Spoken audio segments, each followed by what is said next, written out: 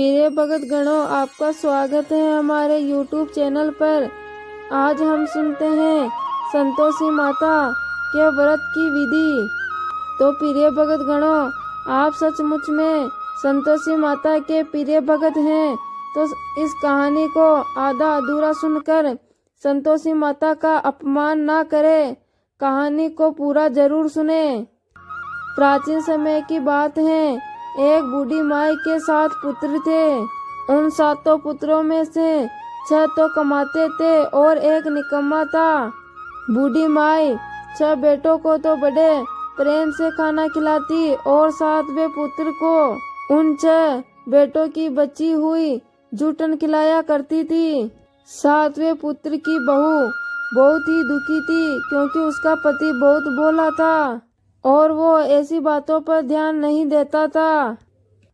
एक दिन बहू ने जूठा खिलाने की बात अपने पति से कही तो पति ने सिर दर्द का बहाना बनाकर रसोई में लेटकर स्वयं सच्चाई देखी। उसने उसी क्षण दूसरे राज्य में जाने का निश्चय किया। जब वो जाने लगा तो पत्नी ने उनसे निशानी मांगी। पत्नी को अंगूठी देकर वो वहां से चल पड़ा। दूसरे राज्य पहुंचते ही उसे एक सेठ की दुकान पर काम मिल गया और जल्दी ही खूब मेहनत कर कर उसने अपने लिए जगह बना ली। और इधर पीछे से बेटे के चले जाने पर बहू पर सास ससुर बहुत अत्याचार करने लगे। घर का सारा काम करवाकर उसे लकड़ियां लाने जंगल भेज देते और उसके वापस आने पर भूसे की रोटी और नारियल की खोल में पानी रख देते। इसी अपार कष्ट में बहू के दिन निकल रहे थे। एक दिन लकड़ियां लाते समय रास्ते में उसे कुछ स्त्रियां संतोषी माता का व्रत और पूजा करते हुए देखा। तो उन स्त्रियों के पास जाकर बहू ने भी उनसे व्रत और पूजा की विधि पूछी। तो बहू ने कुछ लकड़ियां बेचकर 1.25 रुपए का चना और गुड़ लेकर संतोषी माता के मंदिर में जाकर संकल्प लिया। 2 शुक्रवार गुजरते ही उसके पति और पति के पैसे का संदेश आ गया। फिर बहू मंदिर जाकर माता संतोषी से प्रार्थना की कि मेरे पति को वापस ला दे। तो संतोषी माता ने उसके पति के सपने में जाकर दर्शन दिया और उसकी बहू पर हो रहे अत्याचार उसको बताए। इसके बाद ही वो अपना पूरा काम कर कर घर जाने का संकल्प लिया। माता के आशीर्वाद से उसका दूसरा दिन सारा काम हो गया और फिर वो रुपये लेकर घर चल पड़ा।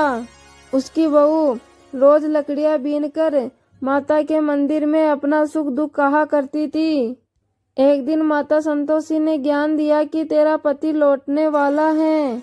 तू थोड़ी देर नदी के किनारे लकड़ियां रख दे और देर से घर जाकर आंगन से ही आवाज लगाना कि सासू माँ लकड़ियां ले लो और भूसे की रोटी दे दो और नारियल के खोल में पानी दे दो। ने ऐसा ही किया। उसने नदी किनारे जो लकड़ियां रखी उसे देख बेटे को भूख लगी और वह रोटी बनाकर खाकर घर चला। घर पर माँ द्वारा भोजन का पूछने पर उसने मना कर दिया और वो अपनी पत्नी के बारे में पहुंचा। तभी बहू आवाज लगाकर भूसे की रोटी और नारियल के खोल में पानी मांगी। बेटे के सामने सासू झूठ बोलने लगी कि रोज 4 बार खाना खाती है, आज तुझे देखकर नाटक कर रही है। यह सारा दृश्य देखकर बेटा अपनी पत्नी को लेकर दूसरे घर में टाट से रहने लगा। पति के आने के बाद पत्नी संतोषी माता के व्रत का उद्यापन के लिए इच्छा जताई तो वह अपने जेठ के बच्चों को न्योता दे आई। जेठानी को पता था कि शुक्रवार के व्रत में खट्टा खाना मना है। उसने अपने बच्चों को सिखाकर भेजा कि व्रत में खटाई जरूर मांगना। बच्चों ने पेट भरकर खीर खाई और फिर खटाई की जिद लगाकर बैठ गए। ना देने पर चाची से रुपये लिए और इमली लेकर खा लिए। इससे संतोषी माता नाराज हो गई और उसके पति को राजा के सिपाही पकड़कर ले गए। बहू ने मंदिर जाकर माँ संतोषी से माफी मांगी और फिर उद्यापन का संकल्प लिया। इसके बाद ही राजा के वहां से छूटकर उसका पति आ गया। फिर अगले शुक्रवार को बहू ने ब्राह्मण के बच्चों को भोजन करने के लिए बुलाया और दक्षिणा में पैसा न देकर एक एक फल दिया। यह देखकर संतोषी माता बहुत प्रसन्न हुई और बहू को आशीर्वाद दिया कि तुम्हें जल्दी ही पुत्र रत्न की प्राप्ति होगी। 9 महीने बाद ही उस बहू को पुत्र रत्न की प्राप्ति हुई। यह देखकर बहू की जेठानियां भी संतोषी माता के व्रत करने लगी और सभी संतोषी माता का व्रत विधि विधान निभाने लगी। हे संतोषी मैया, जैसे आपने उस बहू को दिया वैसा ही संसार में सबको देना।